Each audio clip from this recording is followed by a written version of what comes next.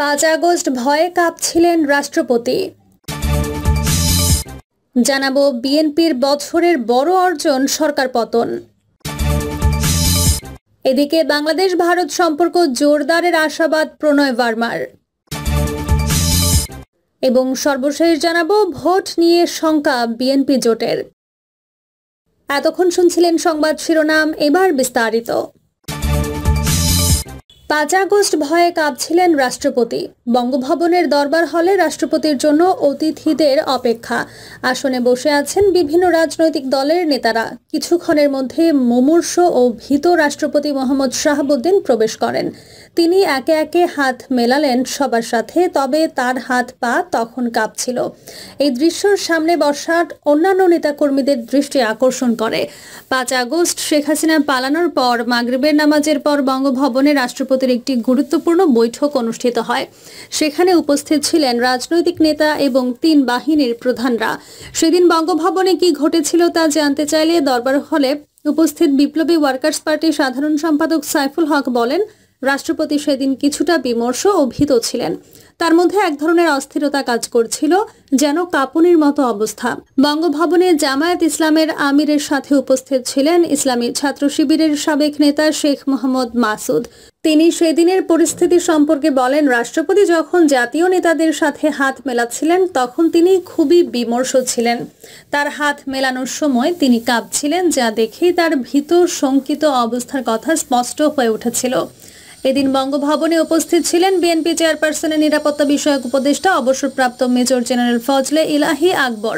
তিনি বলেন, রাষ্ট্রপতি সেদিন ছিলেন বিমর্ষ এবং হতাশ। তার মনোবল অনেকটাই ভেঙে গিয়েছিল। তিনি খুবই মর্মাহত এবং ডিপ্রেসড ছিলেন।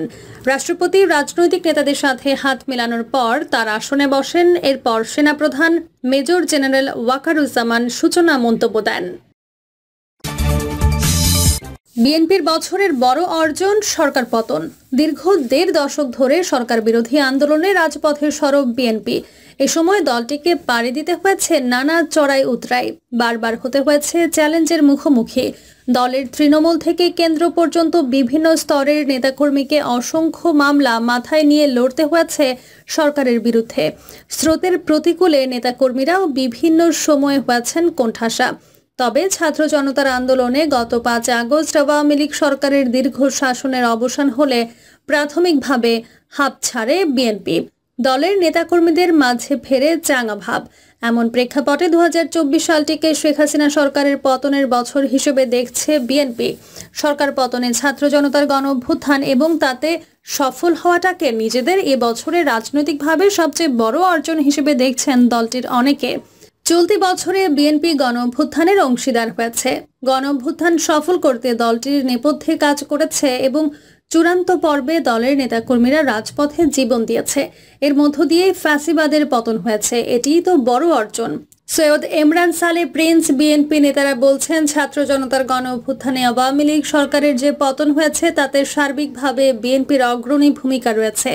এই ভূমিকার কারণে দল এবং দলের নেতৃত্বের প্রতি দেশের জনগণের আস্থা বেড়েছে। 2024 সালে বিএনপির রাজনৈতিক অর্জন প্রশ্নে জাতীয়তাবাদী স্বেচ্ছাসেবক দলের সভাপতি SM জিলানী জাগো নিউজকে বলেন, ফ্যাসিবাদের পতনই সবচেয়ে বড় অর্জন। আমরা একটি ফ্যাসিবাদের বিরুদ্ধে লড়াই করেছিলাম। কেউ কেউ মনে করেন সেখানে শুধু বৈষম্য বিরোধী ছাত্র আন্দোলনের নেতারাই নেতৃত্ব দিয়েছেন। তবে এমনটি মনে করা একেবারেই সঠিক নয়। হাসিনা সরকারের পতনে মূল ভূমিকায় ছিল বিএনপি। তিনি বলেন, বিএনপির নেতাকর্মীরা গত 17 বছরে অত্যাচার, নির্যাতন, নিপীড়ন, গুম, খুনের শিকার হয়েছেন। এই সব কিছুরই বহিঃপ্রকাশ 5 আগস্ট। সরকার পতনের ক্ষেত্রটা তৈরি হয়েছে বিএনপি নেতাকর্মীদের ওপর জেল, জুলুম আর নির্যাতনের মাধ্যমে। তাদের ওপর যে নির্যাতন, নিপীড়ন হয়েছে সেখান থেকেই আন্দোলনের সূত্রপাত। সরকার পতনের পুরো প্রেক্ষাপটটা কিন্তু একদিনে বা অল্প কিছু দিনে হয়ে যায়নি। বছরের পর বছর জুলুম, নির্যাতন সহ্য করে ধাপে ধাপে দেশকে এই অর্জনের পথে এগিয়ে নিতে হয়েছে, যেখানে মূল ভূমিকায় ছিল বিএনপি। পরবর্তীকালে আন্দোলনের ডাক দিয়েছে বৈষম্য বিরোধী ছাত্র আন্দোলন, কিন্তু এর ফিনিশিং করেছে বিএনপি। আমাদের ভারপ্রাপ্ত চেয়ারম্যান তারেক রহমান নেতাকর্মীদের মাঠে রেখে তার রাজনৈতিক দূরদর্শিতা এবং বিচক্ষণতার পরিচয় দিয়েছেন। দলটির সহ সাংগঠনিক সম্পাদক মোহাম্মদ সেলিমুজ্জামান সেলিম বলেন, বিগত ১.৫ দশক জাতির ওপর যে দুঃশাসন চেপে বসেছিল, সেই দুঃশাসন থেকে জাতিকে মুক্তি করতে পারাটাই এই বছরে বিএনপির সবচেয়ে বড় অর্জন। বিএনপির যুগ্ম মহাসচিব সৈয়দ ইমরান সালেহ প্রিন্স বলেন, চলতি বছরে বিএনপি গণঅভ্যুত্থানের অংশীদার হয়েছে। গণঅভ্যুত্থান সফল করতে দলটির নেপথ্যে কাজ করেছে এবং চূড়ান্ত পর্বে দলের নেতাকর্মীরা রাজপথে জীবন দিয়েছে।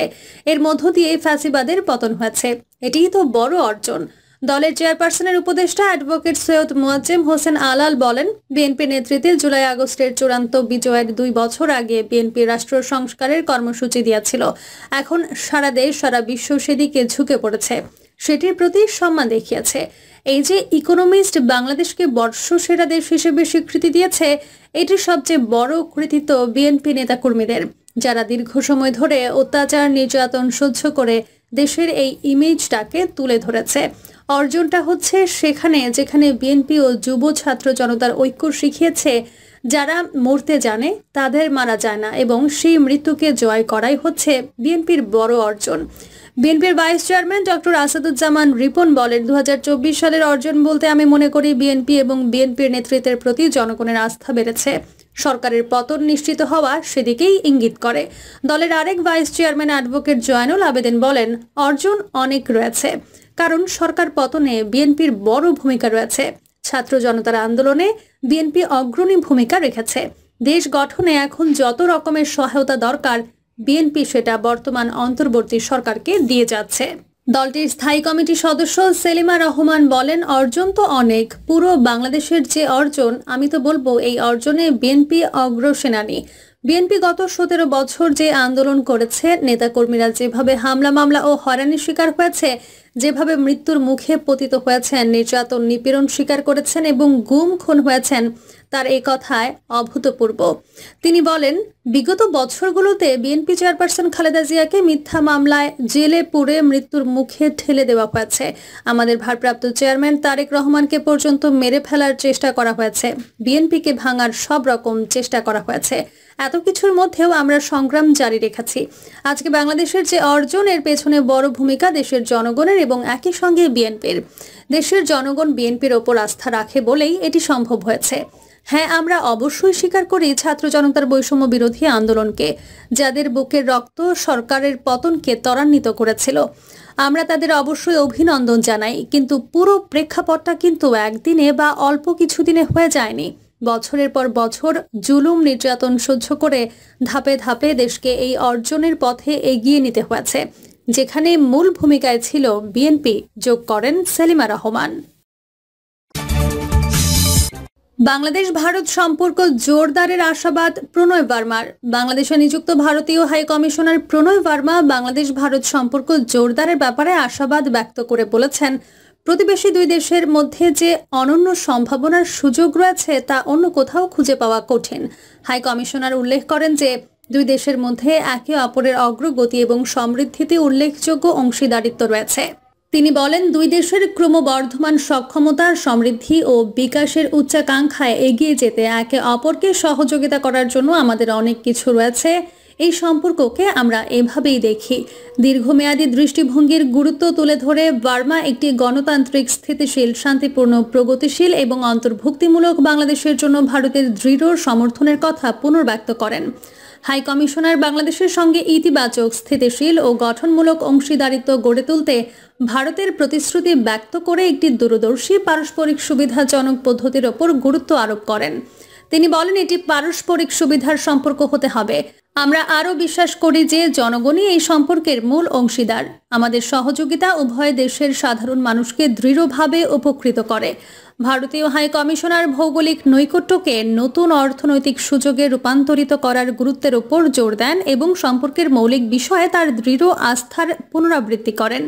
তিনি প্রশংসা করেন, দুই দেশের মধ্যে পারস্পরিক উপকারী সম্পর্ককে এগিয়ে নিতে যা যা করা দরকার আমরা তা করেছি। ভোট নিয়ে শঙ্কা বিএনপি জোটের। অন্তর্বর্তী সরকারের সম্ভাব্য নির্বাচনের রোড ম্যাপে যথাসময়ে ভোট নিয়ে শঙ্কা প্রকাশ করছেন বিএনপি ও তার মিত্র দলগুলো।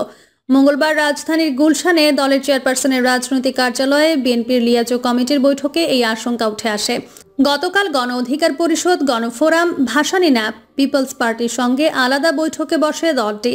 বৈঠক সূত্রে জানা যায়, জোটের নেতারা বলেছেন, সংস্কার চলমান প্রক্রিয়া, সংস্কারের অজুহাতে নির্বাচন বিলম্বিত করার সুযোগ নেই। ভোটাধিকার প্রতিষ্ঠার জন্যই 16 বছর আন্দোলন হয়েছে, তাই নির্বাচন দিতে কালক্ষেপণের সুযোগ নেই। কিন্তু সরকারের শীর্ষ ব্যক্তিদের ভিন্ন ভিন্ন বক্তব্যে যথাসময়ে ভোট নিয়ে আশঙ্কা তৈরি হয়েছে।